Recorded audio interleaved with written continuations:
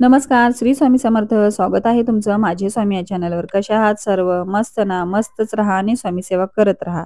10 तारखेला गुरुपौर्णिमा आहे. तर गुरुपौर्णिमेच्या दिवशी आपल्या गुरुची सेवा आपण करत असतो. आपल्या गुरुबद्दलची कृतज्ञता म्हणून काही सेवा आपण त्यांच्या चरणी अर्पण करत असतो. तर गुरुपौर्णिमेनिमित्त पारायण देखील केले जातात.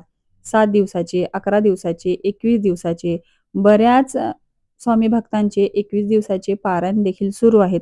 पण ज्यांना कामाच्या धावपळीमुळे, इतर कारणामुळे त्यांचे पारायण त्यांना 21 दिवसाचे म्हणा, 11 दिवसाचे जमत नाही. त्यांनी गुरुपौर्णिमेच्या दिवशी फक्त एक पारायण देखील ते करू शकतात. गुरुपौर्णिमेच्या दिवशी स्वामी चरित्र सारामृत या ग्रंथाचं एक पारायण म्हणजे एका दिवसात 1 ते 21 अध्याय वाचून ते एक पारायण देखील तुम्ही स्वामींच्या चरणी अर्पण करू शकता.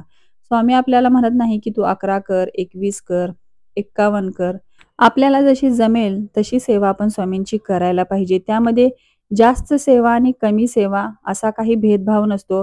सेवा केवढीही करा, त्यामध्ये तुमचा भाव उतरला पाहिजे, पूर्णपणे तुमची शरणागती असली पाहिजे आणि स्वामींबद्दल तुम्हाला एक जो भाव असतो ना, तो भाव तुमच्या मनात असला पाहिजे. तरच त्या सेवेचे महत्त्व आहे.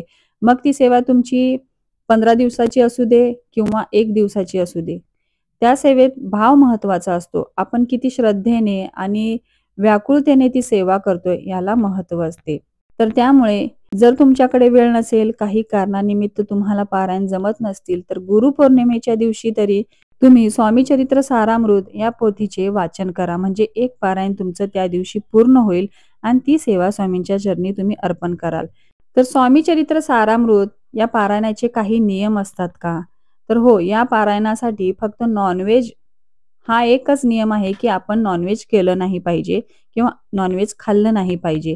हा एकच नियम आहे. पारायणाची मांडणी करायला लागत नाही. जे कोणी 1 दिवसाचं पारायण करणार आहे, त्यांना पारायणाची मांडणी करावी लागत नाही. आणि जे 11 दिवसाचं किंवा 7 दिवसाचं जे पारायण करणार असतील, तर त्यांच्या इच्छेनुसार त्यांनी मांडणी केली तर चालते. मांडणीमध्ये कलश स्थापन करायचा असतो आणि अखंड दिवा लावायचा असतो. एवढीच मांडणी असते.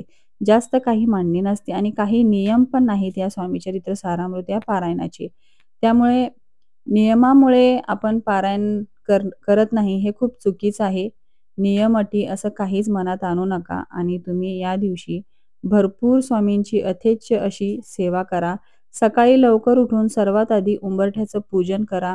घरामध्ये सगळीकडे स्वच्छता करून गोमूत्र घरामध्ये शिंपडा आणि नंतर मग स्वामींची मूर्ती असेल तर त्या मूर्तीवर तुम्ही पंचामृताने अभिषेक घाला.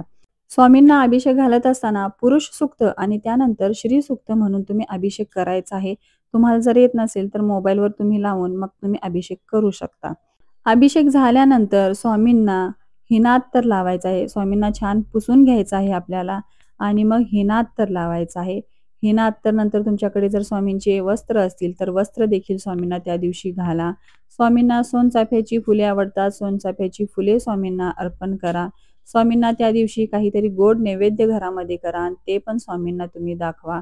त्यानंतर 1 ते 21 अध्यायाची जी स्वामीचरित्र सारामृताची पोथी आहे, तर त्या पोथीचे तुम्ही वाचन या दिवशी करायचं आहे आणि ती सेवा तुम्ही स्वामींच्या चरणी अर्पण करू शकता. यासाठी कुठलेही नियम नाहीत. पारायणाची मांडणी सुद्धा तुम्हाला करायला लागणार नाही. स्वामींसमोर बसा, तुमची रोजची जी देवपूजा आहे ती करा, स्वामींचा अभिषेक घाला, स्वामींना छान वस्त्रे अर्पण करा, फुले अर्पण करा आणि स्वामींसमोर ती पोथी वाचून ती सेवा स्वामींच्या चरणी तुम्ही अर्पण करा. त्यानंतर स्वामींची आरती करा. घरामध्ये जो नैवेद्य तुम्ही गोड बनवला आहे तो नैवेद्य स्वामींना दाखवा आणि त्यानंतर घरातील सगळ्यांनी तो नैवेद्य घ्यायचा असतो. तर अशा प्रकारे गुरुपौर्णिमेची सेवा तुम्ही करू शकता. जे कोणी पारायण करणार नाही, ज्यांच्याकडे वेळ नाही पारायणासाठी, गुरुपौर्णिमेच्या दिवशी अशी सेवा करून स्वामींना ती अर्पण करू शकता. आता त्यासाठी पण आपल्याला स्वामींचे वस्त्र नवीनच पाहिजे, हिना अत्तरच पाहिजे, सोनचाफ्याची फुलेच पाहिजे, असा पण तुम्ही हट्ट करू नका. त्या दिवशी तुमच्याकडे जे काही उपलब्ध असेल, जी फुले असेल, जे वस्त्र असतील ते मनोभावे स्वामींना अर्पण करा.